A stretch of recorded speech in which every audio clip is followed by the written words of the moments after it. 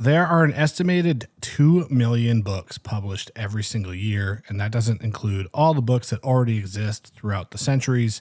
So with so many books being published, especially now with social media and self-publishing, how do you choose the right books to read? That's what we're talking about today on the Life on Books podcast. I'm your host, Tony. With me, as always, is Andy, a.k.a. Metafictional Meathead. Good afternoon, Tony. Good afternoon. We're going to be discussing how we personally choose which books to, I guess we'll say broadly read, but also just like buy. Yeah. I think both of us buy more books than we probably read. Yes. Which we can talk about that too. And but let's start, as always, with our reading update. How is your reading this week? What are you reading? It's been going well. I finished Solenoid by Carter Rescue. Very cool. We talked about that, last week when we recorded. I finished it that evening. Been reading a lot of Marshland by Otohiko Kaga. Yep. Which I'm really enjoying. It's definitely starting to turn up a notch. About how far into that are you? 40 to 50%. Oh, wow. Somewhere in there. It's a big book. Yeah, it's. I think on Goodreads it's they've got it at like 960. Mm-hmm. I think the actual text is 830. Wow. I think there's a lot of end matter, kind of references and things like that. Sure. So I haven't really flipped through that to the stuff at the back of the book to see if it's like epilogue type stuff or if it's just stuff that acknowledgments and like a bibliography type thing. I think it is more along the lines of something like that than anything to do with the narrative. But yeah, about 40 to 50%, somewhere in there. Cool. So, and also Omen Setter's Luck. Yep. So it's part of the book club. Cool. Which I'm sure we'll talk about in a little bit. But yeah, absolutely. Sounds like a good week. Yeah. I'm also reading 2 books. Omen Setter's Luck for the book club. I just finished section 1, as we're calling it, for the book club schedule. Oh, yeah. The first, 70-something pages? Yeah. Yeah. I'm absolutely loving it. Yes. It's interesting. It's not an easy read, but it's not hard in the way that I think most people would think of a hard read. Right. There's no punctuation as far as quotation marks go, and there's a lot of back and forth dialogue. So that does take a little bit of getting used to. Mm-hmm. But I do feel like each character's voice is pretty strong, so that helps. And the writing is just so, it's lyrical and also very poignant, I guess. Yes. Have you tried at all when you're reading any of it out loud? No, but I could see why that would be appealing. I didn't do that as much when I read Omen Setter's Luck for the first time. I don't think I did it at all. I did it a handful when I was reading The Tunnel, also by Gass. And I've done it here and there through my second read of Omen Setter. And when you do that, the musicality of Gass's prose, really stands out. I think he's one of a small handful of writers where the intentionality of his writing really stands out. You know, he doesn't waste a word. You can, when you're reading it, you can tell like everything was carefully put together. Yes. It's very rhythmic too. Yes. It's not on the same level of, something like The Tunnel, which he spent 30 years writing, where, he would rewrite a single paragraph dozens of times. But you can tell the intention and the effort that went into writing the novel. Yeah. It's not like there's a sentence here or there that just like is there to, move the narrative forward. Yeah. It's everything kind of has a purpose or, there's some intention behind it. Yeah. Yeah. It's a great book. So if you're listening to this in late July, early August, still time to join the book club and participate. And I'm also reading Yellowbird by Sierra Murdoch. It is a nonfiction that came out in 2018, I believe. It's very interesting. It's about, it has a dual narrative, which is cool.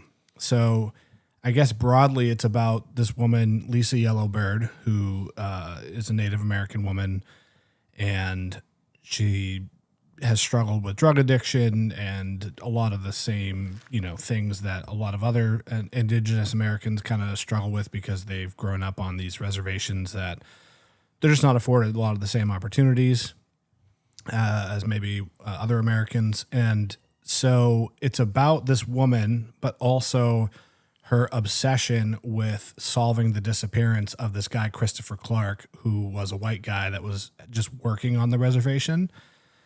And so it's got this dual narrative of her story, but also Christopher Clark's story and what happened to him. So it's, I guess you could, broadly call it true crime. But it's just like a expertly done investigative journalism piece. The writing itself is not going to wow you. It's, but it's just well researched and well put together. Nice. And interestingly, it's about oil, which Killers of the Flower Moon, the movie came out last year. The book was a few years old, and that received a lot of critical acclaim, and that was about oil. But that was turn of the century, early 1900s, and here we are 100 years later, and it's like a lot of the same stuff is still going on. That event with the Christopher Clark, when is that? 2010, I think. Oh, wow. It's very recent. Okay. Yeah, so it takes place in North Dakota, and their oil boom happened in the late 2000s, before like 2008, I think. Okay. 2010-ish, that the end of that first decade. So it's a very recent event. I believe all of it's kind of solved at this point, so you could probably just like go read the Wikipedia page if you wanted to, but no fun in that. So right. But yeah, I'm really enjoying that. So yeah, that's our reading update for the week. We're going to start with a Q&A before we dive into the main topic today, which is how we personally pick the books that we acquire and read, which was a user submitted topic. I should have saved the person's comment. At this point, I don't even recall which episode they commented on, so I apologize if you're listening. Thank you for providing us with the excellent idea. We've each collected some Q&A stuff from Instagram, so you want to just go back and forth? Yeah, let's do it. All right, I'll kick things off here. Literary Wind Whispers on Instagram asks, what book do you think anyone has to read at least once in their lifetime? Why don't you tackle that one first, Andy? Wow. At least once in your lifetime. Wow. That's a tough question. It is a tough question. For me, it's difficult because I think the list is quite long, but also there is no one book. Right. And I guess I'm not really big on telling people what they should or shouldn't read. Yeah. So there's a lot of books. It's contextual. There's a lot of books that I think a lot of Americans should read because they've been woefully misinformed by their traditional American education. Yeah. I think I can't really pick a single book that I think everyone should read. I think there's some attributes that I think people should strive for. I think everybody should read at least one book that challenges you, whether that's, just based on difficulty, if you tend to just read really simple narrative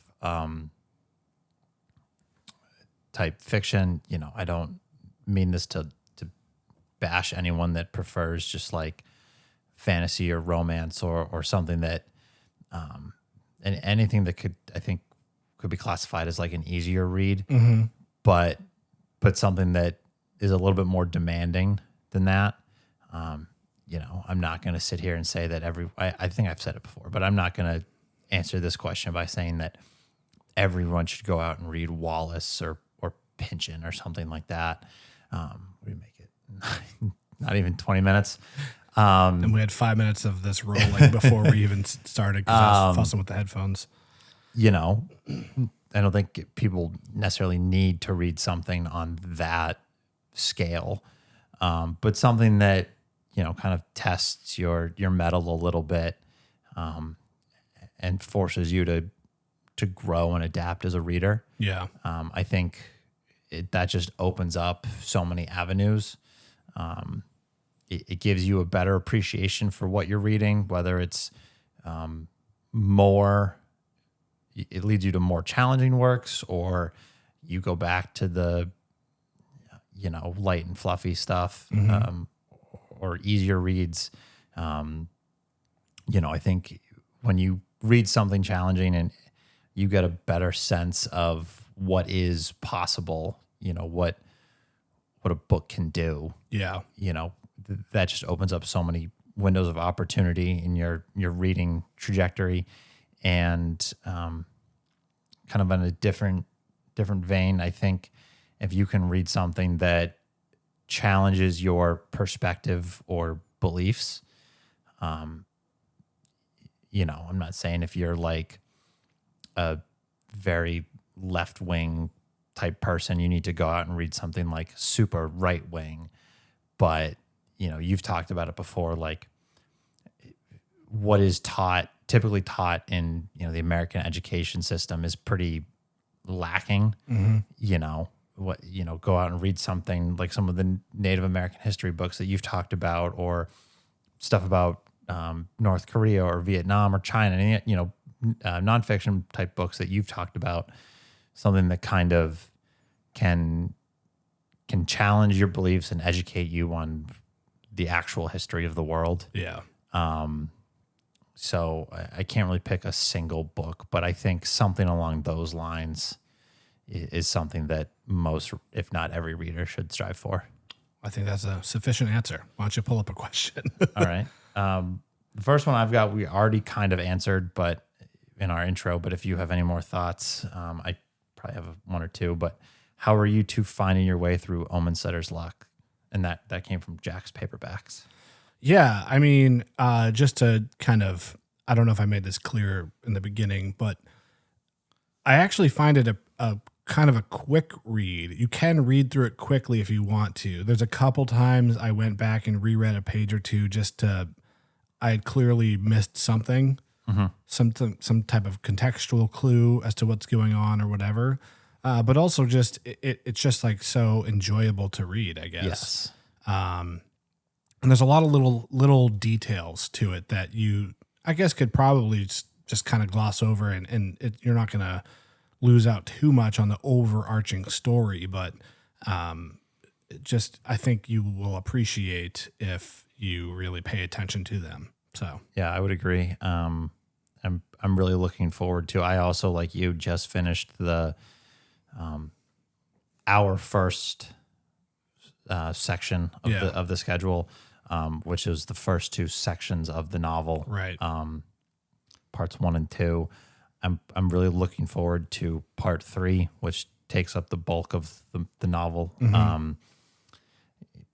Someone in our Discord server talked about how they're really interested more in the Reverend Jethro Ferber character.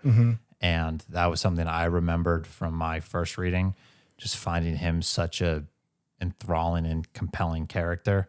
Yeah, when we did our favorite quotes episode, the passage you read was from that character, correct? Yes. Yeah. Yes. And I've always been really fascinated in those, whether it's in a work of fiction or in like a TV show or a movie. I've always found those like darkly enigmatic religious characters really fascinating, whether they have a position like a priest or a reverend, or they're just like, very pious person. I've always found those types of characters really fascinating. Yeah.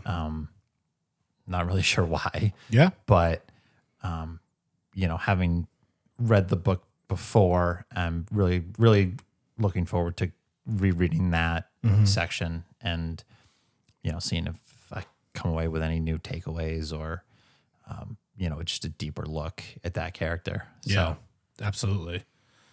Okay, next question.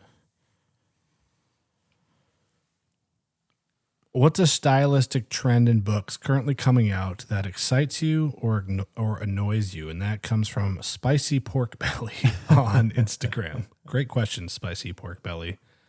I'll tackle that one first. I don't know if you could really call it a trend so much as maybe just my awareness of it has become broader, but I do feel like there's a little bit of a renaissance of literature kind of happening right now.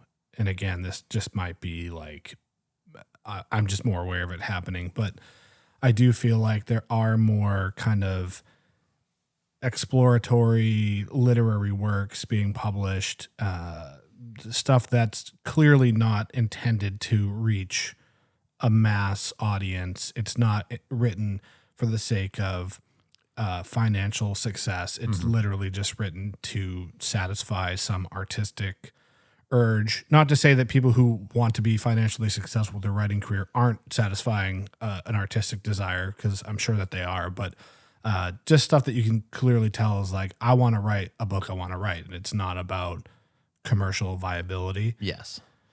We talk about this book all the time, but Same Bed, Different Dreams is a good example of that. But also just some of the publishers that are working to bring more translations into English. I was just going to say the same thing. Marshland, which you mentioned earlier, that's a Japanese work that's from 1985. That was just published in English by Dalkey Archives, which is great. So I think maybe that. I can't comment too much else because on any particular trends or styles with new stuff, because neither of us read a lot of like purely new releases. I maybe read one or two every year that just came out that year. So right. Yeah, I think kind of in the same boat as you. I really like a lot of the more experimental stuff that's coming out. Authors and artists kind of pushing what a novel can do or what can be done with a novel.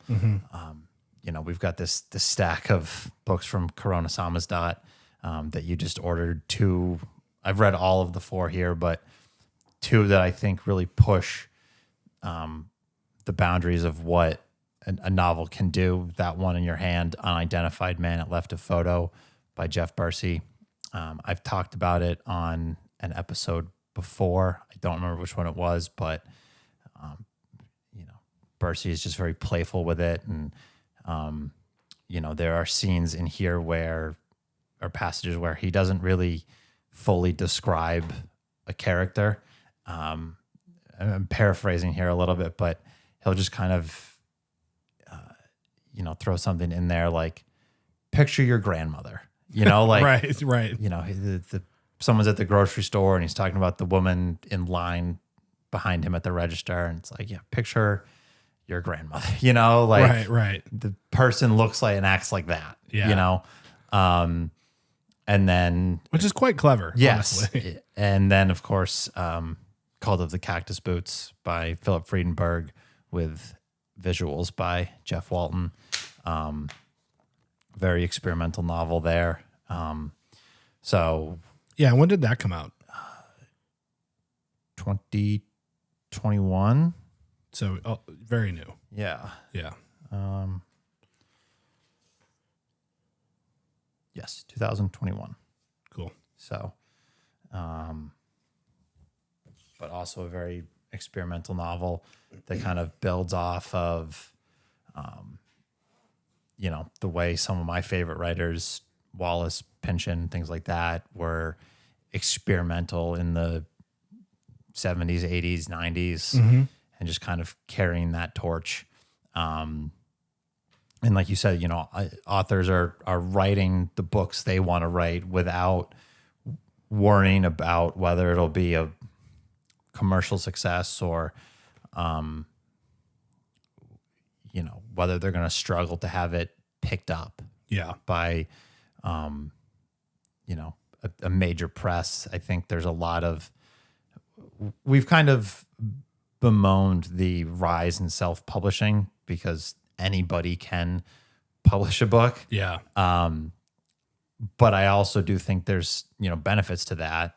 People aren't limited by like, oh, Penguin didn't like my book, so Right. it's never going to happen. Yeah.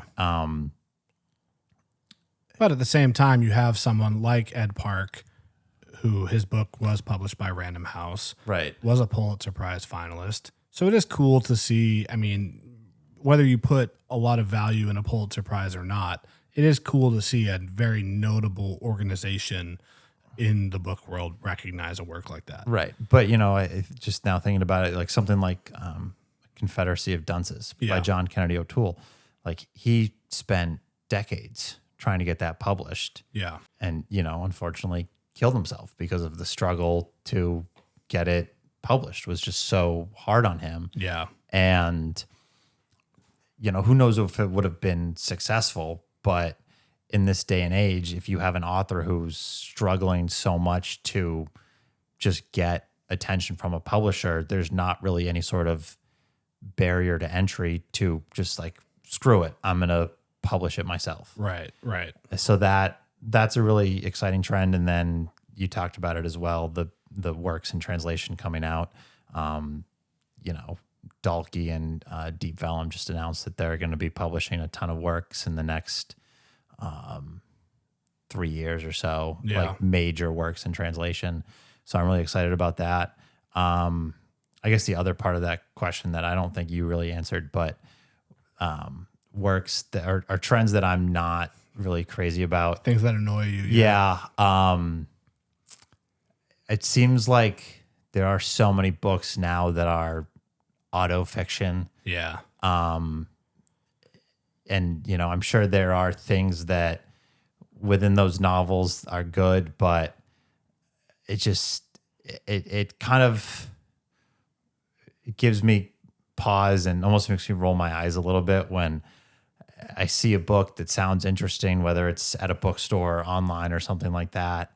And it's, the description is an auto-fictional account of, and it's just like another one, really, you know?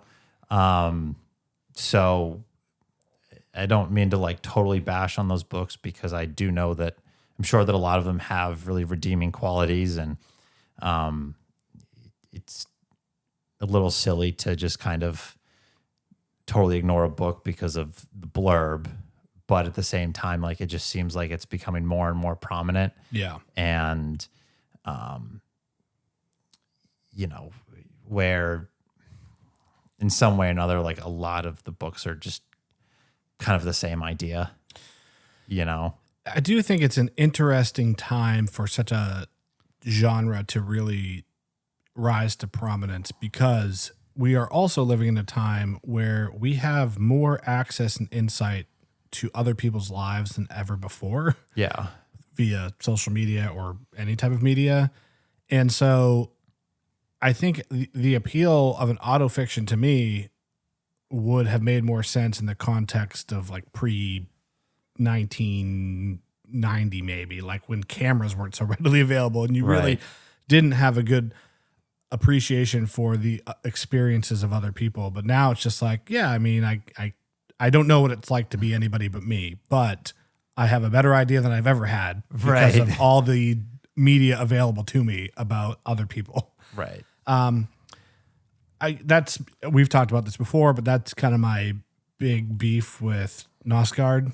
The guy's written like 80 billion books loosely based on his own life. And it's just, yes, the guy can write, super talented writer. And I understand why people like his writing, but for me, it's just a little bit of a turnoff to be that self-absorbed. I mean, one book, dude, fine. But like 5 of them or whatever, however many there are. Yeah. I think it kind of goes along with what we were just saying about how we both like about how experimental fiction has become. Yes. And, there's certainly experimental things within those novels. Yeah. To some extent, Solenoid is auto-fictional. Right. Or it's loosely based on some actual events that happened, in Carter Rescue's real life. Yeah. But the contents itself and the style, he definitely gets experimental or unique within it. It just kind of seems to me that the general theme is less experimental or less I think unique. a lot of it's like just a biography of a person. Yeah. Or a memoir, I guess. I am powering through the most insane hamstring cramp right now. Oh, nice. I'm tensing up over here. Do you need some magnesium or something? I'm good. All right. I believe you're up for the question. Andy had an intense morning of rolling around in pajamas. I really didn't. I just sat the whole time, actually. All right. I have two that are kind of the same. Okay. So, and they're similar to ones we've answered before, but it's been a while since we've answered them. So we'll do this as kind of a two-parter. What's the book you're most intimidated to read? And what's the most intimidating book you've read?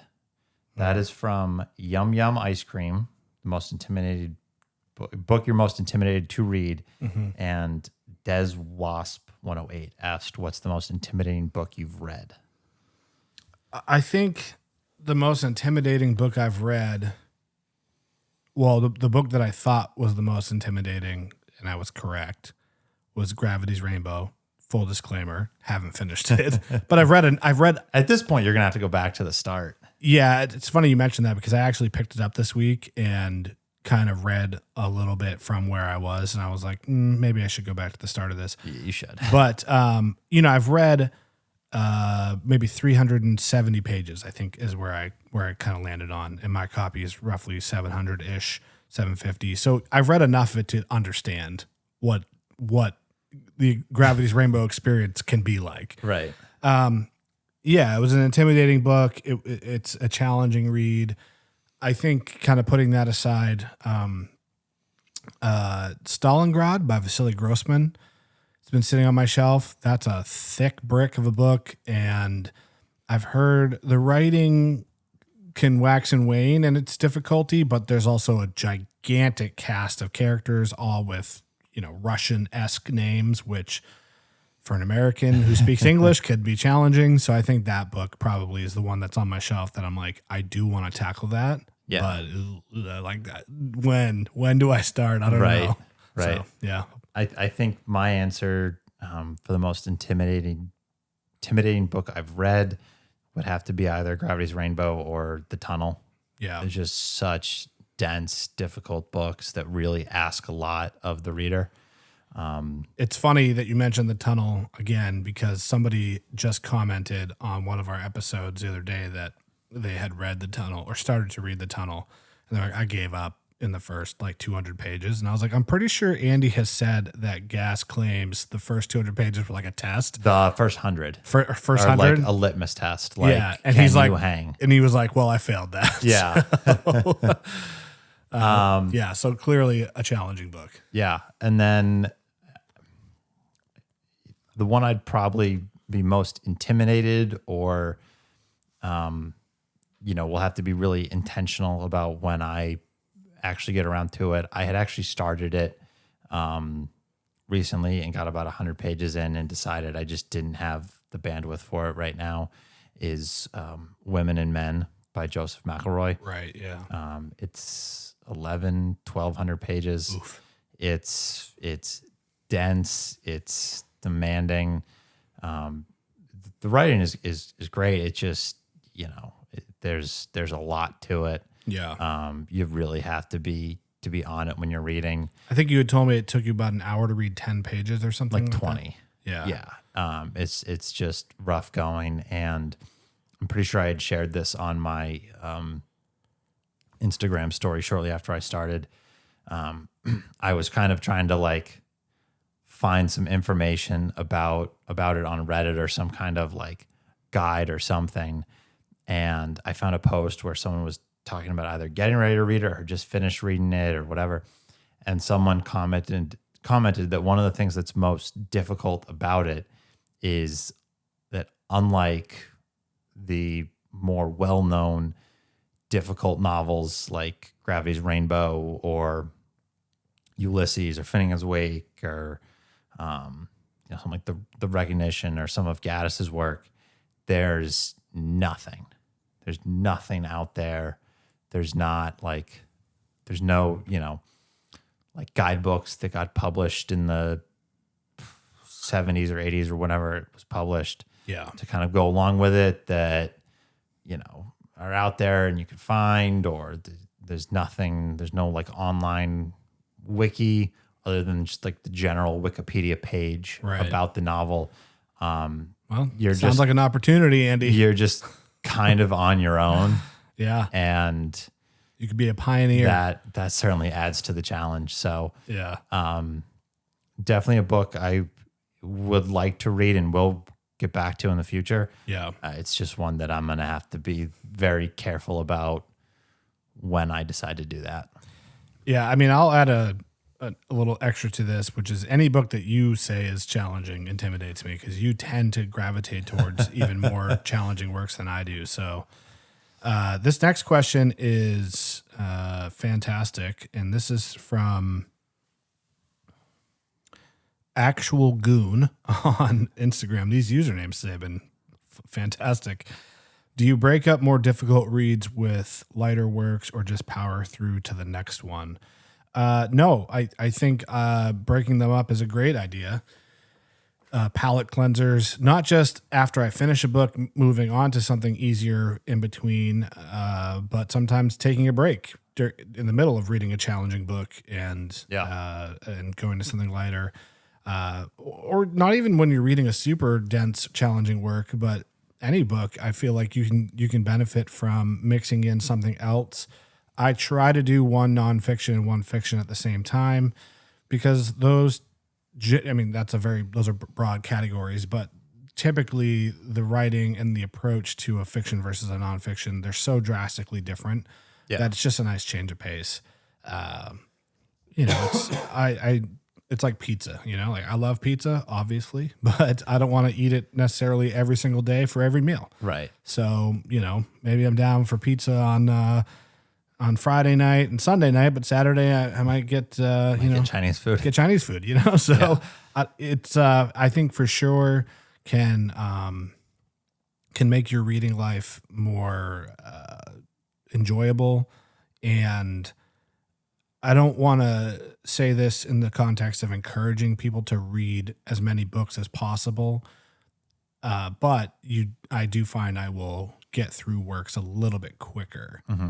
Because I think even sometimes when you sit down to read, even if you're good at focusing on what you're reading, sometimes if you really are just like kind of in that feeling of like, I'm not that into this at this exact moment, you're going to be sitting there, you might look at your phone a lot more or be distracted more easily. So I just find it a lot easier to be like, you know what? I feel like reading, but I just don't feel like reading this at this moment. Let me just put it aside, grab another book and start reading that. I'm the same way. I definitely break it up. Whether that's, while I'm reading a difficult book, if I need a break, especially if it's something long. Yeah. Even if it's not like challenging, like I haven't found Marshland that challenging of a read, but it's a long book. Yeah. So, and the font is tiny. Yes, it's very small. Oh my God. I gotta find my reading glasses for that one. Yeah. But I definitely like having something shorter and or easier within arm's reach, so that if I don't have the bandwidth to read whatever difficult novel I've got a bookmark in, I can kind of just keep the reading momentum going, stay in the habit. Or if I just, kind of need that dopamine hit of finishing a book. Yeah. Sometimes if I have been slugging away at a book that's 900 pages and I'm just, feeling like not burnt out, but a little run down, I'll grab something that's 100 pages and, just spend the afternoon reading that just to finish a book and kind of give myself a little pat on the back and be able to, keep reading with some momentum and some enthusiasm. Excuse me. And then, I typically won't go like finish a difficult book, palette cleanse with an easy book, difficult book. But I would say every, like you mentioned, I tend to gravitate towards stuff that's challenging and demanding. Yeah. But usually every so often, like I'll read a handful of more challenging books in a row. Yeah. And then like I was talking about it with someone the other day, like I kind of just need something that's just like straight narrative. I don't want to say simple, but just kind of A to B to the point. More story based. Yeah. Just a good story. Yeah. Yeah. I believe you're up for the next question. Okay. I just got a really funny one from Seth. Nice. Our friend Seth, aka Waste Mailing List on Instagram, which I'll do after. Great. What do you think? This comes from Jesuit Anti, Jesuit Anti. Santi, I don't know. What do you think about e-readers and piracy in general? Oof. Oh, man. Was not prepared for that question. Yeah.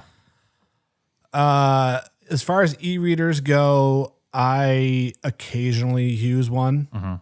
I'm reading, well, I've kind of put it aside for a while, but I actually just picked it back up. Musashi. Nice. I'm just not that into it, but I do want to finish it.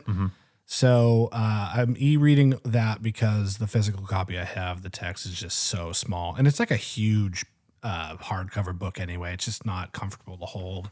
So I can just, lay in bed and use my e-reader for that. Yeah, I prefer the experience of a real book. I like the way they look, feel, smell, the sensation of flipping the pages. I like being able to feel when I've made a lot of progress in a book, like that thickness under my left thumb is thicker than the one on my right. Right. I actually just had an interesting conversation with a guy in marketing, and he was asking me about my Instagram, and he said, he's like, why do publishers send you the actual book? Why don't they just like send you an e-file? And I said, because social media is visually based, and I can't hold up a digital copy in my hand for my video or my photo. And that's, for me, part of the reason why I buy so many books, because I enjoy making content and I want to be able to have the books to show people, but it's also part of the experience, right? Like that's something I really miss about music. Like there was something really fun about getting a CD and feeling, sometimes bands would go above and beyond and go with like a high-end case or package, or they'd have elaborate art inside the booklet or all the lyrics or whatever, and you could get very creative with it. I think that's like why vinyl has kind of made a comeback. It's a very tactile experience. As far as piracy goes, I have mixed feelings about it. I guess I officially don't endorse it. But also I understand that it sucks that there's people who don't get to experience art because they can't afford it. Right. And, you and I are both fortunate enough that we make enough of a living to basically buy the books we want when we want. We don't really have to like budget for them too much. Right. Obviously there's a ceiling to that, but I haven't hit it yet. So, and so, yeah, I don't think like art should just be for the wealthy or the privileged. But with that said, it's also, tough to make a living as an artist. So they need to be compensated as well. And I think that's why cutting out the middleman in a lot of situations, or supporting organizations who are more favorable in their compensation to the artist is better. But I will tell you that I think generally speaking, most artists are just happy that people get to experience their art. And while they need to obviously feed and clothe and house themselves, they just want people to experience their art. Yeah. So I'm kind of in the same boat there. I don't officially endorse it. I think it comes down to what the actual book is. The Great Gatsby's in the public domain. Right. I don't really care if you go and Google a PDF file to, download from some sketchy Reddit link onto your e-reader. Yeah. But you know, if there's like something from a small press, like, you know, like Deep Vellum or Open Letter puts out a new book or something like that, especially where they do a lot of works in translation, you know, there's a lot of effort behind the scenes that goes into getting that novel out. You know, the translator probably spent some time just creating a sample, not Right. You know, they probably put time and effort into translating a chapter or 3 that, to my knowledge, they didn't get paid for. Right. To send to publishers and be like, hey, how do you think this book would do in English? Yeah. And then they get approval and have to translate the rest of the novel, or they don't, and they have to keep shopping it around. Right. And then, you know, there's all the printing and distribution costs and the publisher's end. So I would be a little bit annoyed by someone doing something like that. Yeah, I will add in, and I'm not going to name any names on the individuals or the companies or anything, but there's a belief in the book world that there's no money in books, and that's patently false. Somebody I know got paid $3,000 to make one post about one book. And clearly, if you're willing to spend that much money, and, you know, if you have that much money to spend, you're probably fairly business savvy and you're not putting all of your eggs in one basket and just paying one influencer. Right. So who knows what the marketing budget for that book is? 50,000, 20,000, 100, I don't know. But Right. it's more than $3,000, I'll tell you that much. Right. And I was quite shocked. I mean, it was a big name author, a big name publishing company, but these companies would not continue to you know, publish books if they weren't profitable to do it. Although I do think it's interesting, I don't know if anyone else has noticed this, but whenever you go onto a certain large corporation's website to order a book or look at a book, it defaults to the typically defaults to the audio version or the ebook version of the book instead of a paperback or hardcover copy. And the reason for that's very simple. They can charge you roughly the same amount for an ebook, maybe a little bit less, right? Maybe the ebook is $5 or $7 less than the physical copy, but what's their margin? Right. You know, they don't actually have to print, ship, process this whole physical copy thing. So that is, I guess, an interesting trend, maybe tangential to the original question, but yeah. So, And then I would say, as far as e-readers go, I'm in the same boat as you. do you have one? No. Oh. I had my laptop doubled as a tablet. Oh, cool. So I think I have like 1 or 2 books, ebooks on there. I think they're both books that I had ordered the physical copy. Yeah. And the publisher sent, you know, they ordered directly from the publisher, and they sent me an ebook as well. Yeah. Which I know a lot of, especially at least smaller publishers, have been doing that recently. Yep. And you know, there was one of them. I think I was just like, one of them I think I was doing as part of like a group read, and I wanted to get started, and I read the first 100 pages or so. Yeah. On the on my laptop, and I don't know, you know, it very well, and then when I got the physical book, I started over. It very well could be because I had already read the first 100 pages. Yeah. But I just remember when I was actually holding the physical book and reading it, I was so much more engaged. And I think going back to all of the same reasons you said, or things that you said you enjoy about having a physical book in your hands, I feel the same things. And I think that just helps me engage with it so much more. You know, I love being surrounded by books. Yeah. I'm very fortunate to have enough space in my apartment where I can have a room fully devoted to storing my books and having, you know, a library and or office space. It really helps me when I sit down in there to get in the the state of mind to get some good reading done and to be in that kind of have that literary mindset. Yeah. And I don't think I would be able to do that if, I was just plopping down on the couch and, staring at an e-reader. And then if I my eyes wandered or I just needed a little bit of a break from the page, I looked up and there's my TV staring at me. Sure, yeah.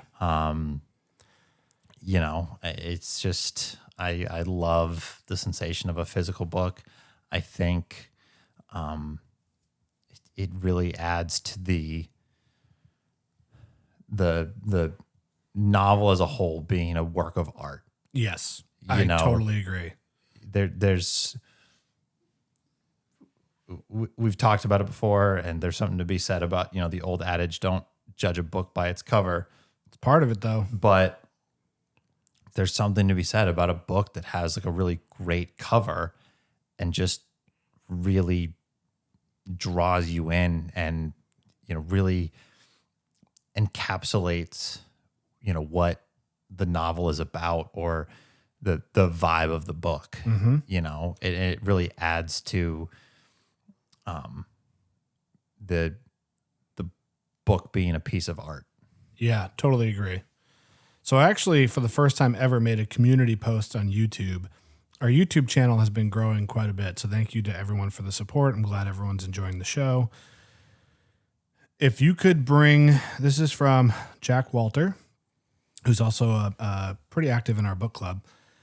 If you could bring one dead author back to life so they could write another book, who would it be and why? Oh, wow. That's a tough one.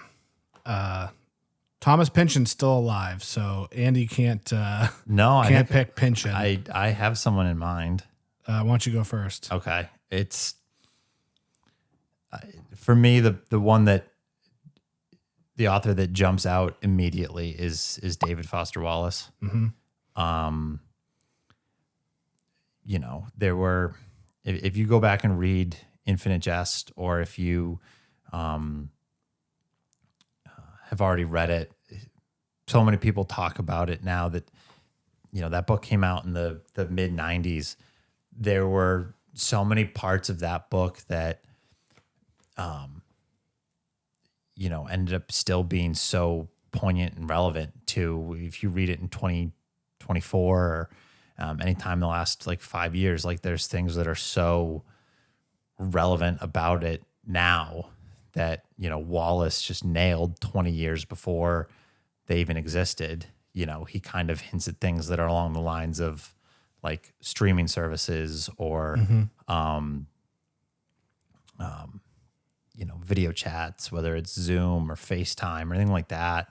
And even with some of his essay collections, or specific essays, he was so on the nose about, general societal woes. And I think I might have talked about it in a recent episode or something where he, to him, what he was trying to write about was what it meant to be a human being. Yeah.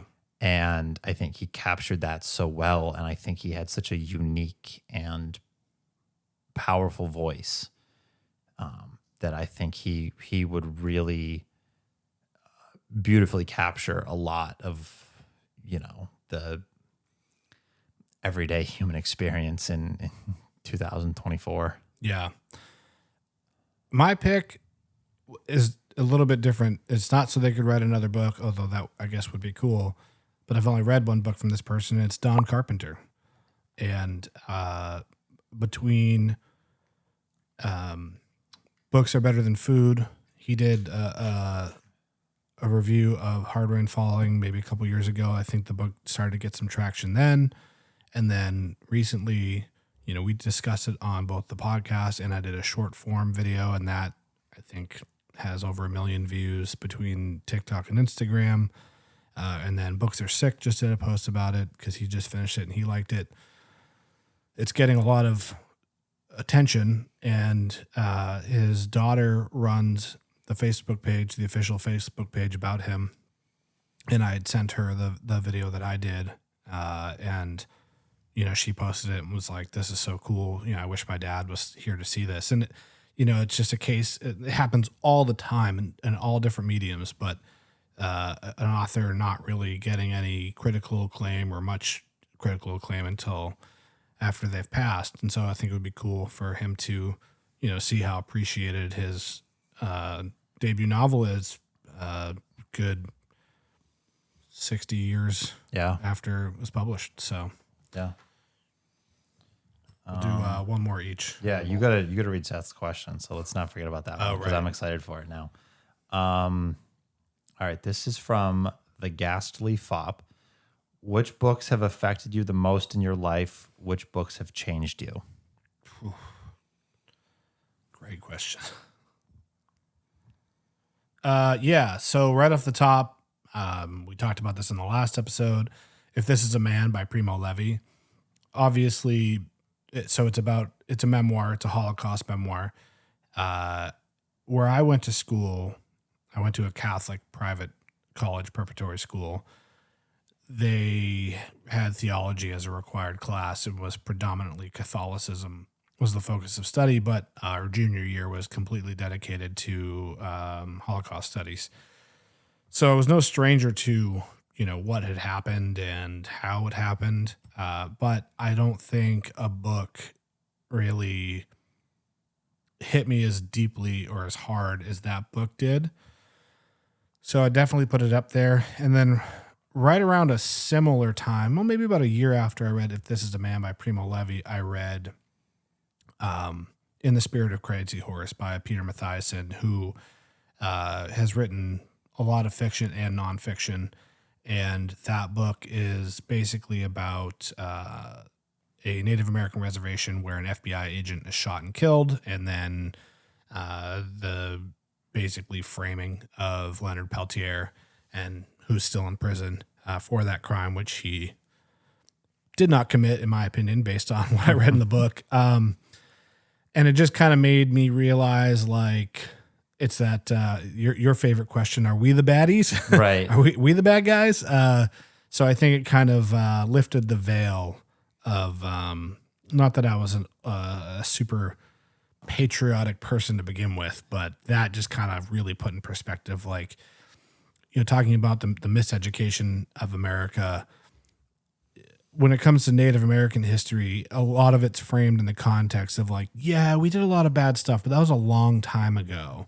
And you're like, that was 1970s when you guys, unlawfully came onto a reservation. There was a conflict, and now somebody's in prison who didn't actually commit a crime. Right. So, yeah. I would say those two books for nonfiction, and then I would say that Catch-22 changed me in that it gave me an appreciation for that kind of postmodern style. It was very early on in that real like big postmodern boom, and it certainly doesn't like go as hard as like a Pynchon would, like a Gravity's Rainbow, but it's definitely of that ilk. And so I think it really gave me an appreciation for that type of writing. Yeah. The only two books that really jump out to mind, I've kind of given this answer before. The first would be 100 Years of Solitude by Garcia Marquez. I think I had said this before. That was one of those books where when I read it, it was still very early in my, career as a reader or life as a reader. And when I was still kind of figuring out the type of books that I wanted to read, things like that, I was in that kind of young 20-something working in the fitness industry trap of mostly reading, personal development or self-help type books. And that was one of the first fiction novels that I read that just so deeply moved me. Yeah. And kind of introduced me to the power of fiction. Yeah. And I think, deeply affected who I was as a person. And then, so I owe a great debt to that. And then I've said this time and time again, reading Gravity's Rainbow changed my life. Yeah. You know, If you can read that, you can read anything. well, not, yes, that, but also, it has led me down so many different rabbit holes. Yeah. Both in works of fiction that I've read and then just other, like my general beliefs on the world. Right. That book will make you ask a lot of questions. Well, yeah, like you just joked about it. My favorite question, are we the baddies? Yeah. Like so many things that I have seen and heard and read that have kind of influenced my view and have led me to ask that question a lot, whether I'm just kind of, goofing around on the pod here or like very seriously kind of looking at the world. Yeah. Whether directly or indirectly can be tied back to when I read Gravity's Rainbow. Yeah. And so many of the books and the authors that I read now and love and have, again, affected who I am as a person and who I am as a reader stem from reading Gravity's Rainbow. Yeah. Just because when I read it, I had no idea what I was getting into. I knew almost nothing about Thomas Pynchon. I think I had just kind of, it was some time after I had read 100 Years of Solitude. And I was like, I really want to make a concerted effort to read more fiction. Mm-hmm. And I did, I've talked about this or suggested this on a few episodes now where I just went and like Googled, top 100 books of all time. And like just kind of picked books off that list that sounded interesting to me. And that was one of them. And I remember, when I started reading it, like I had just no clue what I was getting into. Yeah. And both during and after reading it, I, just trying to kind of go down the rabbit hole and follow the yellow brick road and understand what the hell I had just read. I found Reddit posts that were like, if you liked this or want to read more books like it, read William Gaddis, read Gass, read Wallace, read Roberto Bolaño, who I haven't read a ton of, but, read this, that, and the next thing, read Joseph Heller, stuff like that, and read DeLillo. And then through reading those authors and collecting those authors, I've been introduced to other works as well that, in a sense, it sounds a little dramatic, but so much of my reading life and experience can be tied back to Gravity's Rainbow. Yeah. Absolutely. And I think I've joked about it before, in some sense, like so many books that I've read, again, directly or indirectly, have something to do with trying to understand Gravity's Rainbow more. Right. I talked about it last week when we were talking about our favorite medium length books and how, as much as I obviously wanted to read or really enjoyed Warlock just because of what the novel was and how good I thought the novel was.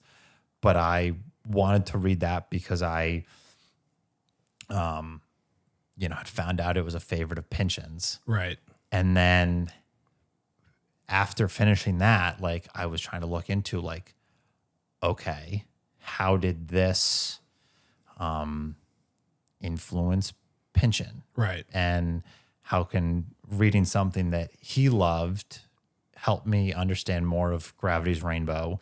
Gearing up for my reread of it when we kind of had our failed group read last year. Yeah. I had remembered reading something about how a lot of the novel was inspired by, influenced by Rilke. And I had read a little bit of his work prior to my reread, but not with that lens. Yeah. So I went back and I reread some Rilke, and I tried to again, how can my reading and understanding of one novel or one author, one writer, influence my reading of another? Yeah. And even if it's not related to Gravity's Rainbow, that idea of taking, reading an author that, published something in the early 20th century or in the 19th century that influenced, an author in the late 20th century or early 21st century, that whole practice was influenced by my attempts to understand Gravity's Rainbow. Yeah. So that book changed my life. Well, there you have it. This is the official answer right there. So we have a bunch. I got so many good questions via Instagram and YouTube. We're gonna have to wait on Seth's. Maybe we'll pick up the Q&A next week. Come on. I know it's too good, and I want to have the time to get into it. I'll show you after. Okay. But All right. so let's get to today's actual topic now that we're an hour in, which is how do we pick the books that we read? And I'll start. There's no single structured method. No. I think that as you evolve and mature as a reader, you begin to get a better understanding of what it is you like, what it is you don't like, what reading means to you and why you read. And I think this is a really good example of why people should break out of any particular lanes that they might be in with their reading, particularly early on. So if you grew up reading sci-fi or fantasy or romance or westerns or mysteries, and that's predominantly what you read, you need something? Yeah, I'm just gonna grab a paper towel. Oh, word. Making a mess of your Explore some other genres if you haven't really. So there's that. And I would also say that, more than anything, I think it's hard to articulate this, but you get a certain sense based on how a book is marketed, in my opinion.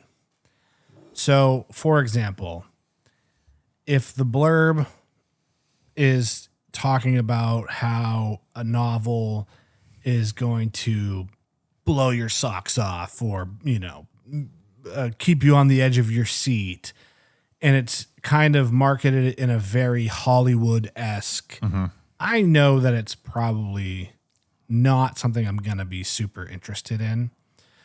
The flip side of that is if something is like, this is just so bizarre or weird or experimental or something of that type of language used to market the book, usually gets my attention. There's several filters for me also on top of that. Of course, one of the most wonderful things about social media's impact on the book community is you get to become online friends with a lot of people. Right. And you start to build these relationships with people who you get a good sense of what they're into and whether or not they like a lot of the same things you do. And then you can kind of gauge based on what other people have read. And, even as someone that might be a quote unquote influencer, I'm also influenced by other people and what they're reading. You're an influence on me. I'm an influence on you. We have lots of people that we're mutual friends with on Instagram. Probably, we have a more tight-knit community there than anywhere else on the web. So I think that's a big one. And then lastly, I will say that you also start to get an appreciation for publishers. So yes. I know if it's published by Open Letter, I'm at least going to take a close look at it. if it's published by NYRB, I'm going to take a close look at it. For you, I know it's Dalkey Archive, Deep Vellum are big ones. Yeah, and you. New Directions. Like those New are the three Directions, that I right. always look out for. I think you were the first person I've ever consciously recognized that, like, when Andy and I go book shopping, he will literally just like scan the labels of the publisher, which I never thought to do until I met him. But you're literally just looking I think I've for, talked about it before on the air. Like that's kind of what I do so frequently. Like especially if we go, like when we went to Monroe Street Books a few weeks ago, you go into a store like that's got 100,000, 200,000 books. Like if you, not that you should just like skim the shelves and ignore everything, but if you just like are looking by like title or cover. What are you going to do? You're going to read the backs of every book that looks Right. intriguing? I mean, you wouldn't even get through the A's Right. in a whole day's worth. Right. So it kind of, like you were saying, just you start to develop like your own taste. The Dalkey stuff is more just like a personal collection for me. Sure. Just because I love like, especially, more so with their recent revival through Deep Vellum. Not that the quality of the recent publications has changed, but to me, there's just something so alluring about, an edition of their books, of one of their books that was published, when they were originally printing. I don't want to say thriving, but, when they were, really doing their thing. Yeah. And is out of print. It's just not available new anymore. I just think it's so cool, especially because they were really pushing the envelope with that kind of experimental and avant-garde style. Yeah. So I really just love finding those out in the wild. I think that's super fun. But through reading, I've just found like the types of publishers, that or the publishers that publish the type of books that I like to read. Yeah. So sometimes that's a bit of a time saver for me. Yeah. Yeah. I think that kind of covers how we acquire books. Yeah.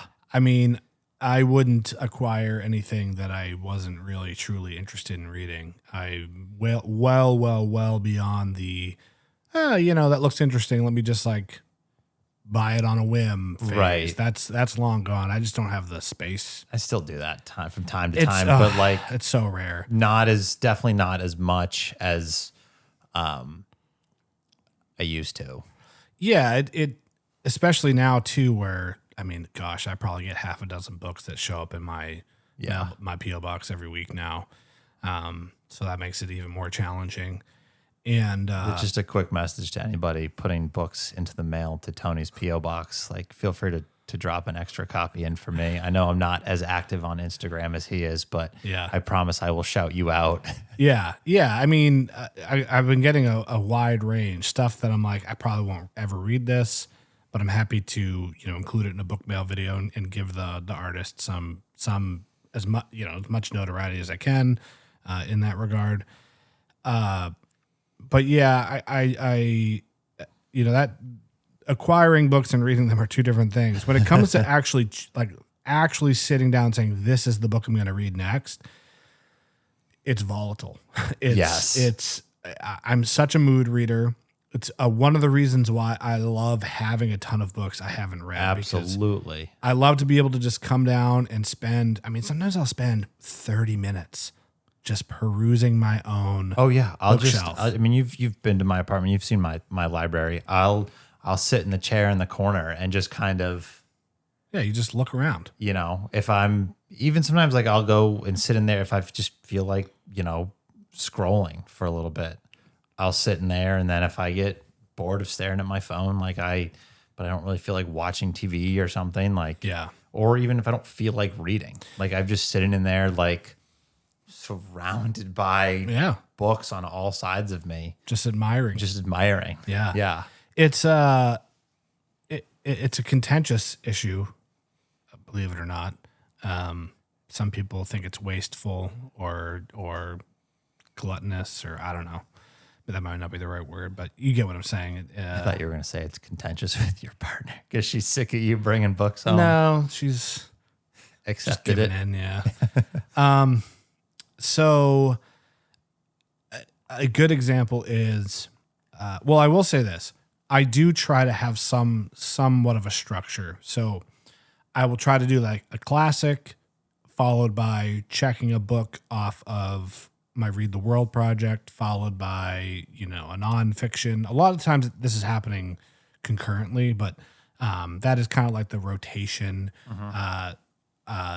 Reading a new author that I've never read before.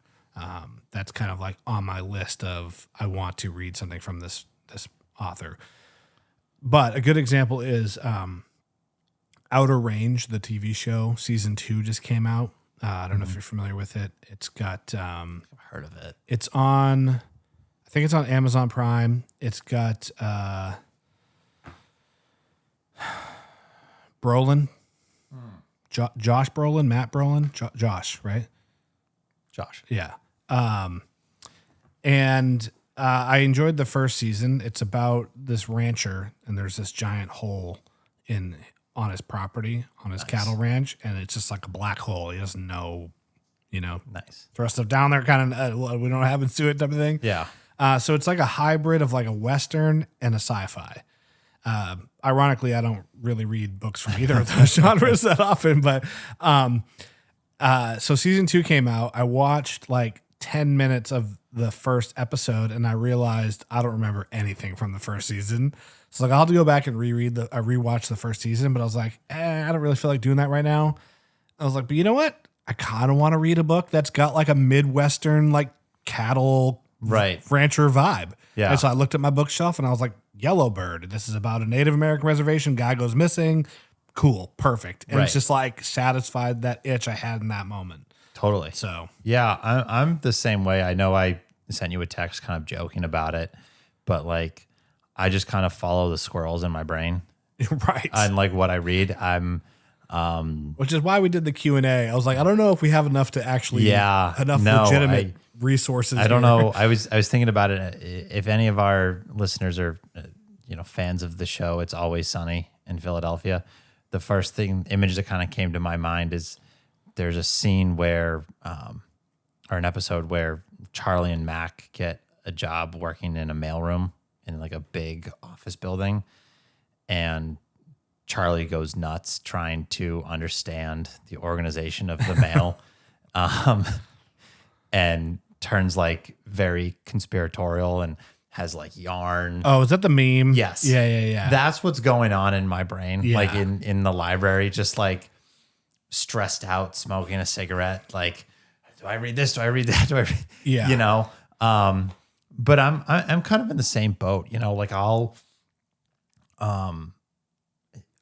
start reading a book, whether it's something like I just bought it, or just got delivered in the mail and I'm really enjoying it, and it'll kind of, something about it will make me start thinking about another book. Right. So I'll either, pull that book off the shelf so I've got it ready to go when I finish the first book, or I'll start reading, I'll be reading both of them at the same time, or, I'll be scrolling Instagram and see, I'm heavily influenced, for better or worse. Yeah. But what I see on Instagram, and, someone will be reading a novel and I'll be like, that sounds really good. Like, I have a copy, I'll start reading that.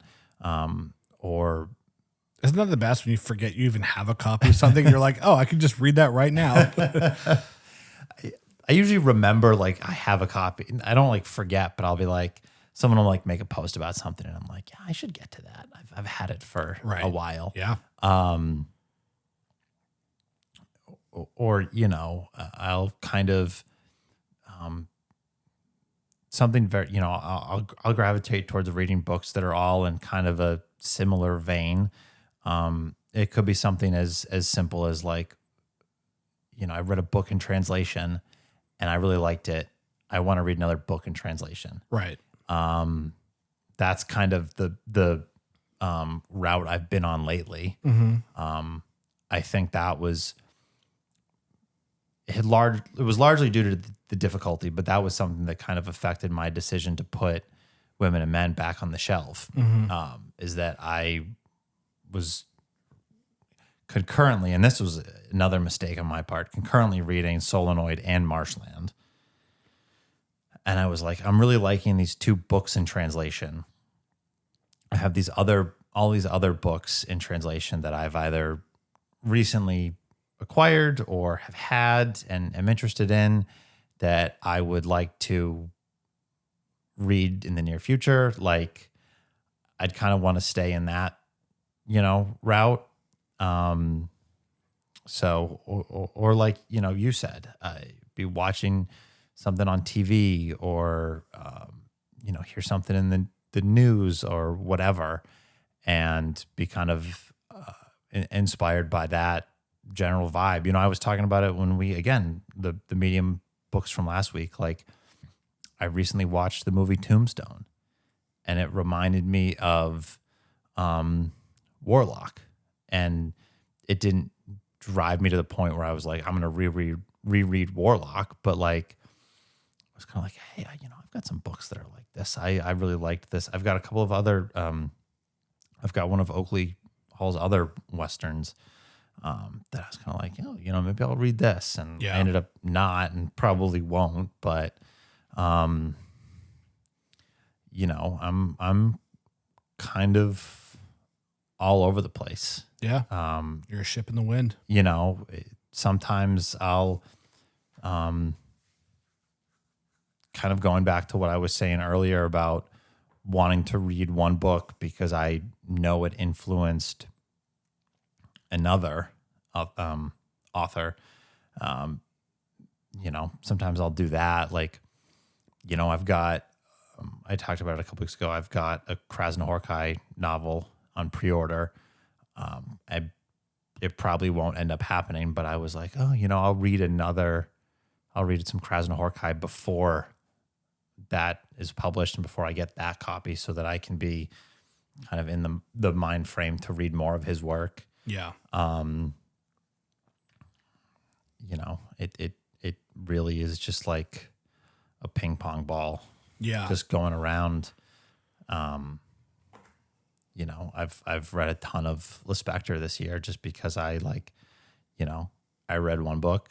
I really liked it. I thought it was great. I've gotten more of her books sitting around unread. Like, I'm going to read more Lispector. It really is there's not a lot of rhyme or reason or a set process. Yeah, I think another thing that happens quite frequently with me is I'll be reading a book and really enjoying it and thinking I either want to read more from this author or more in this genre or this style. And so I will go and get more books that are similar or somehow related to that.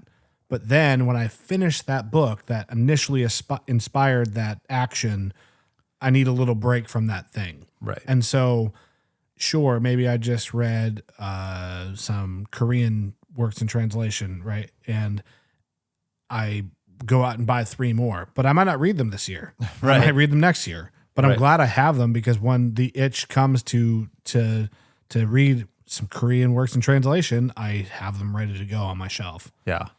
I think it almost in a way kind of leads back to or leads you to that idea of being well read. Yeah. That we talked about a while back. Like, I think for me, if I tried to be too structured in what I was reading, I did it this year. I did it last year. I might have done it the year before. Like, I'll probably do it come January.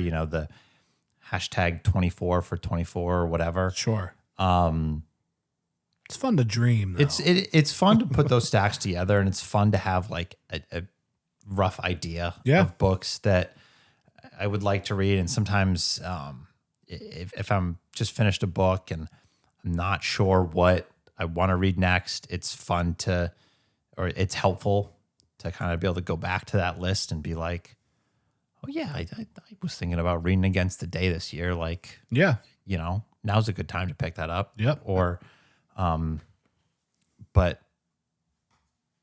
but for me, I think just kind of, you know, letting the shelves speak to me and following, such a poet, you know, letting just kind of my mind and my mood make the decision. Yeah.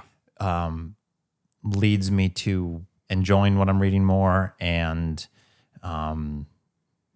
being able to engage with the novel or the book, I should say, and being able to converse more about it.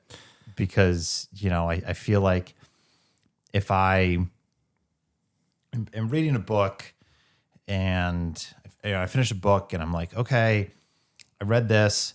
The next book on my list for 2024 is this.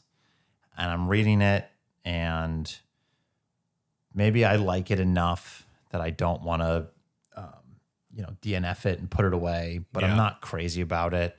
Like, whether it's just a casual conversation with you or someone on Instagram or, you know, the reading update when we start the show, like, I'm not going to have much to say. Yeah. And that's no fun. Right. It makes for a kind of dead air. If I'm like, yeah, I'm reading Marshland, it's okay. Right. That's all I have to say about it. And then also, or like, if you and I are in the car or sitting down watching fights or whatever, and that tends to be a topic of our conversations a lot. Again, if I don't have anything to say about what I'm reading, like, it's not very stimulating. Yeah. And if I'm kind of following where my mind and mood and attitude is taking me, like, I just get so much more, I feel like, me personally, I get so much more wrapped up in what I'm reading. I feel like I have more to say. I get more enjoyment out of it. Mm-hmm. You know, I think I've talked about this before. I remember reading a quote from Umberto Eco about how he loved seeing like personal libraries full of unread books, because to him that showed it wasn't a lack of intelligence for not having read those books, but a sign to him of a sign of great curiosity. Right. Exactly. And I think, again, like, it's just that kind of literary mindset of just like being curious about all these books. And going back to what I just said, like, it's so much more stimulating if I organically build up an interest in a book because of whether it's by the same author or stylistically similar to a book that I am reading or just finished. Like, it just organically grows that interest and engagement. Yeah. Anyone that's listened to more than one episode of our podcast or followed either of us on social media will probably notice that we pretty rarely speak poorly about a book. Right. And also tell anyone what to read, what they should or should not read. And there's a couple reasons for that. I think a big reason is both of us are pretty darn good at picking out books that we know we're going to like. Right. I'm also a big proponent of putting down a book if you're not enjoying it. I think, you know, the reason to put down a book, that's a little bit more of a nuanced conversation. Like, if something is just hard, I don't think that's a good reason to quit. But also, I am the type of person that enjoys like the challenge of it. But if it's like hard and you're just like, I don't care either, like, then sure. It kind of goes back to the what's a book you think everyone should read. I was like, I don't know if there's really a book, because our reading time is so precious. I mean, think about it, right? Millions of books are published every year. And what do most people read a year? 20, 50? When people start getting like 100, 150, you're like, damn, like you read a lot. Right. And so in your lifetime, you're going to read a couple thousand. Like that's, you can't waste it on reading stuff that you don't like. But another reason why we often don't speak negatively about books is because a lot of, the difference between a good book and a great book is the reader. Right. And that's kind of the bone that I like to pick or have picked with people that are like, oh, you should be reading more books written by people of color or from LGBTQ authors or women. And it's just like, I'm 100% open to reading books from people from those categories, if you want to say it that way. I have, and I will continue to do so. But, it's a fine line, in my opinion, between I'm reading a book because I want to actually read it, and now I'm just like checking a box, right? Having a quota to fill, and so I guess the whole point of this is, you need to be open-minded and understand that while there might not be a fundamental difference between a man and a woman as far as an inherent difference and who they are as people, society has treated those people differently based on those markers. Right. Same thing with people of color, your ethnicity or your race or your sexual orientation. And so those people, because of those experiences, will have different things to say and write about. But I also am very, very careful of like, I don't want to tell you what you should read, and you shouldn't tell me what I should read. Right. Because the reading time is just so precious.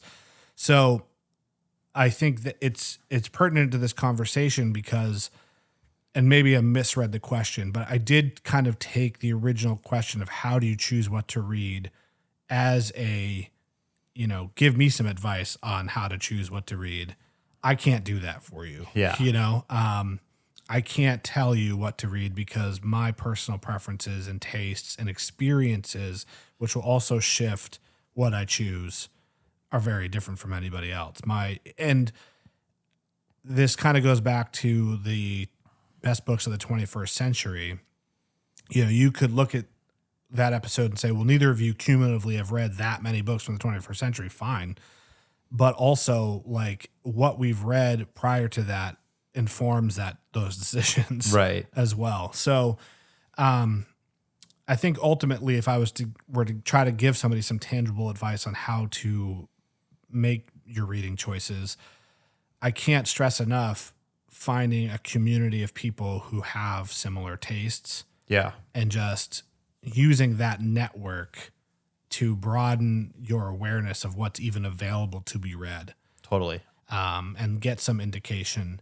And the other thing too is, even if you use a library, it's not that much of an issue. But if you are purchasing books, it could be expensive to buy a book and turn it out, oh, I don't like it. Right. So yeah, I Yeah. guess that's my best advice. I think my advice, I've given this advice before. If you're new to reading and you aren't sure, where to start, I don't think there's a problem with, looking at something like the recent New York Times list or some other publications, top 100 books of all time or of the 20th century, whatever, and going through and just reading what they have to say about it and being like, oh, this sounds interesting. Yeah. And read it. And if you like it, great. If you don't like it, bummer. I'm sorry you wasted the time. Right. But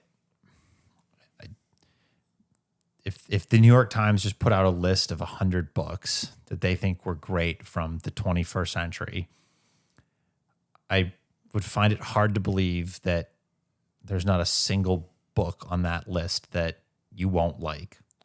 Yeah, absolutely. And, I think they had, I don't know, there were a lot of books on that list that like I can tell you I probably wouldn't like, or don't really have much interest in setting aside the time to read. But maybe someone listening will like that book. And, you know, I think, I don't remember if it was on their list or if it was one of the Reader's Choice lists, but something I saw a lot of people sharing was that book Tomorrow and Tomorrow and Tomorrow. Mm-hmm. I can tell you I don't have any interest in reading that book, but if you see the blurb and you think it sounds like something you would like, read it. If you like it, like you said, go on Instagram or Facebook or YouTube or whatever and try to find a community of people that have also, or a group of people that have also liked that book, see what else they're reading. Yeah. Or just go and Google books like Tomorrow and Tomorrow and Tomorrow. Find it on Reddit. There's probably Reddit posts with suggestions. And there's even a whole subreddit, suggest me a book. Right. You can make a thread. Right. I liked this book. Suggest me something else. Right. And you know, follow that, you know, wormhole. And you know, I talked about it 20 minutes ago with, or half an hour ago with Gravity's Rainbow. Like I read it. I was enthralled by it.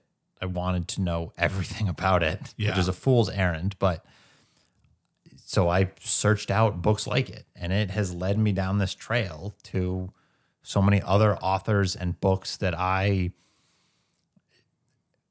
might have actually enjoyed more than it. Right. You know, so it's a marathon, not a sprint. Yeah. You know? And I've been criticized on social media in the past because I've somewhat half-heartedly made some jokes about, I think Gentleman in Moscow is actually the one that brought it up.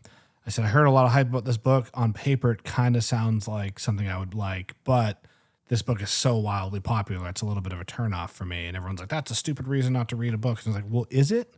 Because historically speaking, I haven't really enjoyed books that appeal to a broad audience.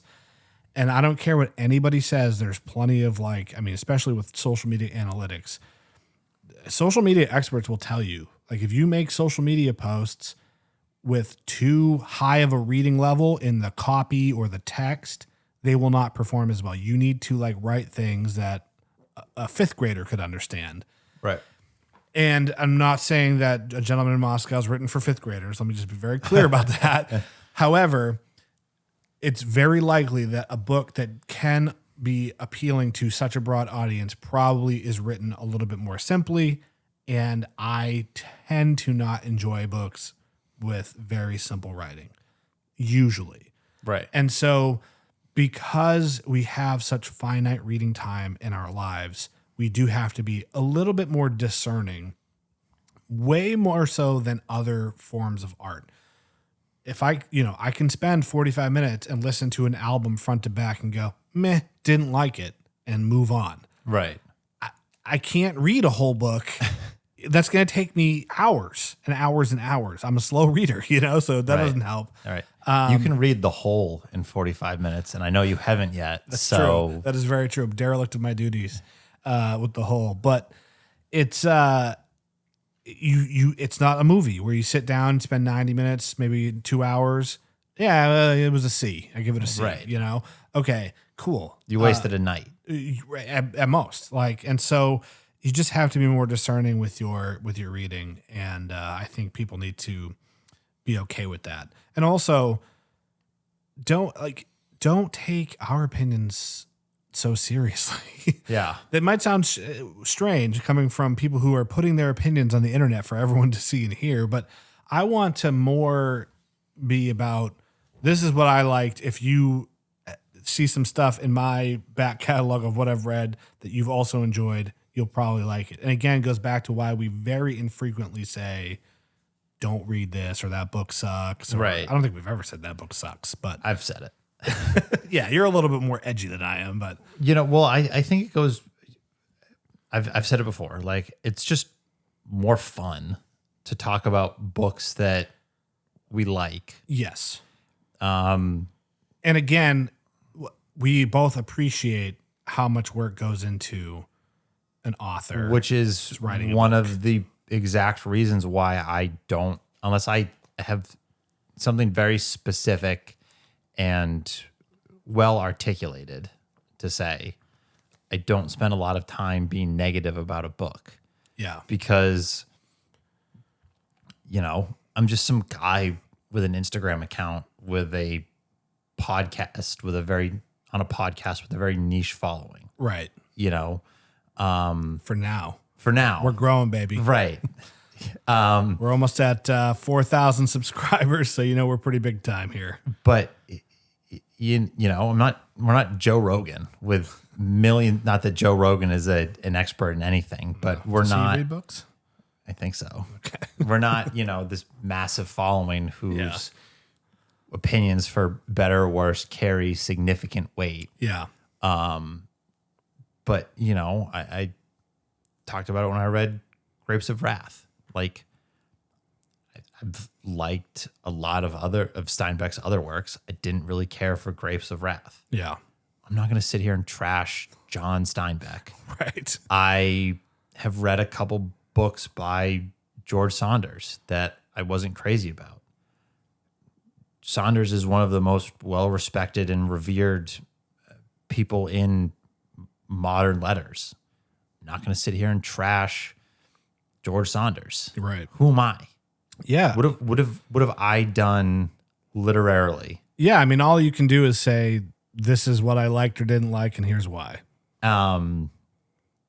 Doesn't necessarily mean you as a listener have to take any action based on that. And I've had read other books by, authors that aren't as prominent that I wasn't crazy about, but that guy wrote a book. Right. What did I do? Right. Well, hey. I spent, what is my 20 minutes formulating an Instagram caption, right. Compared to the years that this person probably put into writing it. And for the same reason that I don't like to spend a lot of time being negative about a book is the same reason that you probably shouldn't take my opinion too seriously. Yeah. If I say I don't like a book and you loved it, okay, cool. Right. Who cares? I mean, you and I have books that I loved and you didn't, and vice versa. Right. Yeah. It's not. So you certainly get a lot more.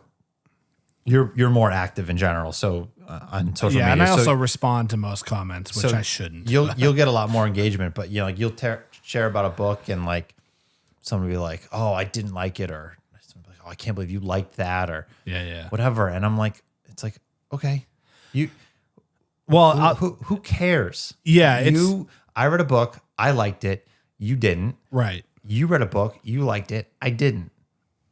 It is what it is. Yeah. You're right.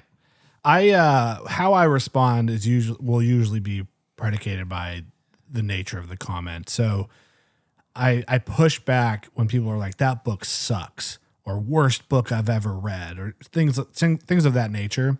I think that's just a unintelligent way to form your opinion. Absolutely. Criticism that I take more seriously is I don't understand why people like that book. Fair question. Right. Somebody explain to me what was appealing about it. Sure, I will take the time to do that. Or, geez, I know that book's popular, but I really didn't like it.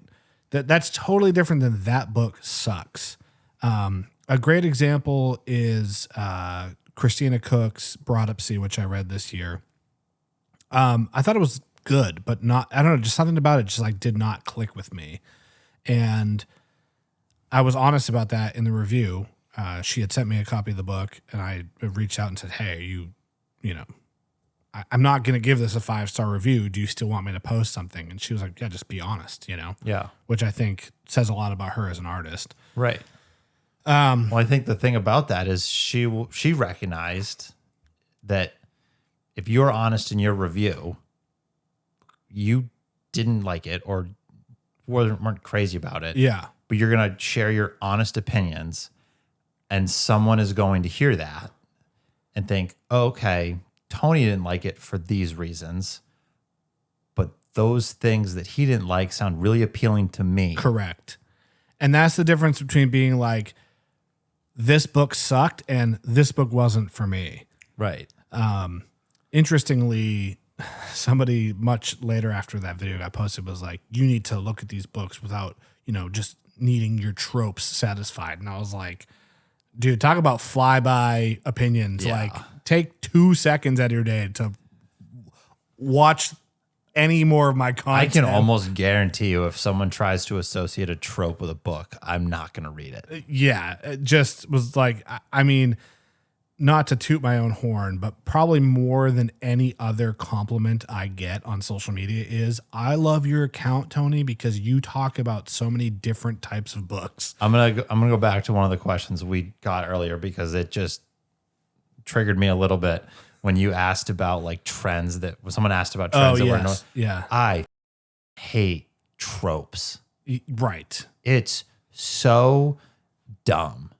Like and they tend to fall under the category or be most associated, at least in my experience, with romance and fantasy novels. Where I mean, that's not exclusive to those, but I think that's where you commonly see it. Right. And right. it's just like it seems so again boring to me. This is our moment of, we don't understand it. Can someone please explain the appeal? Right. Like, why? Like, nothing about reading an enemies to lovers story for the 18th time in a year sounds exciting to me. So that's, I guess, what I don't necessarily understand. Oh, okay. Yeah. Cool. You read another book where two characters hated each other, and then by the end of it, they were together, and oh my God, the hotel only had one room left, so they had to stay in the same room, and now they're in love. Yeah. I don't know, man. I don't know what the appeal is. If you're listening, first of all, please don't be offended. It's just not for us. Just I don't get it. But I will also say that we are living in an age of obsession, I would say. So for example, there are social media accounts that have nothing to do with books, but just literally post the same style or meme, just variations of the same meme over and over again. The Boston Be a Man comes to mind. The guy makes the same joke in every single piece of content. I know the point you're getting at, but it lands every time for me. Well, there you go. That's maybe not so much anymore, but like there are some where I'm just like, Boston Be a Man is Andy's enemies to lovers. But yeah, I mean, it's that's the thing. It's the someone who posts dance videos on TikTok, and it's the same song in every single video. It's just, now it's on a street corner, now it's in a mall, now it's in a hotel, yeah. And those accounts get millions of followers and millions of views, and people just, they're so obsessed with this one thing, and they can just go as deep into that one thing as they want. I think it's probably similar to that, but I agree with you. This is why we need David Foster Wallace back. Yeah, well, yes, but for many reasons. But I think it's the same kind of, it's just you're obsessed with dragons or whatever the trope is. Yeah. Yeah. I joked about this a while back. I think I sent out a tweet, my like quarterly tweet. Something that had reminded me about some of Wallace's essays and stuff. I was like, it's a real shame that he's not with us anymore, because more than I need air to breathe, I need a David Foster Wallace essay, 100-page, 200-page essay about the spectacle that is a Taylor Swift concert. Yeah, for sure. Like, yeah, it's the cultural edifice that is the Eras tour, like, just needs. I need. Some of these questions are still coming in that are quite ridiculous. We're gonna wrap this up because I feel like the wheels are falling off this podcast. But Caleb, our editor, is going to have his work cut out for him at the tail end here. I will leave everyone with one thought, and I'm going to reference a book. I read this book many years ago called "Create Your Own Economy" by Tyler Cohen.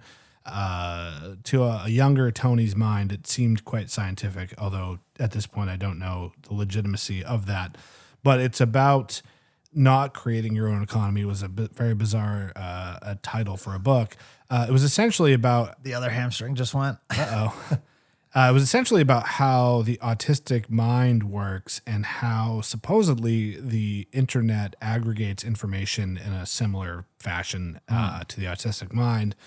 But it was more just about cognition in general, I think. And one thing he talks about in the book is how some people's minds are continually seeking out more and more complexity. And so he talks about this with both, he definitely talks about it with music. I don't recall if he brings up literature, but it is that thing where, like, to some people, they start out listening to pop and then they move to something maybe a little bit more complicated. And they eventually end up on like jazz or, you know, heavy metal certainly checks that box of complexity in certain subgenres, or classical music. Yeah. And, if I recall, he explains why that happens to some people, and other people, no matter what, classical music will always sound like pots and pans just clashing together, you know? Yeah. And I think that's probably, and it's not to say one is better than the other. It's just how we're wired. And that's probably why some people continually go down this rabbit hole of reading more and more bizarre and strange and obscure literature, and others probably... I just want to read that enemies to lovers story again, you know? And I do think it is easy to be a little bit snobbish about it, but I try not to be, because ultimately, as long as people are reading, I think that's you're ahead of anyone who's not. So yeah, I try not to be snobbish, and then other days, like, your hamstrings are cramping and you just say that. Right. The last half hour of this episode, I just heavily lean into it, and Andy's getting hungry. I think he's getting a little cranky. So with that, thank you for all of the questions. Remember, you can subscribe to our newsletter, which we have yet to even send out a single email, but that's on my to-do list.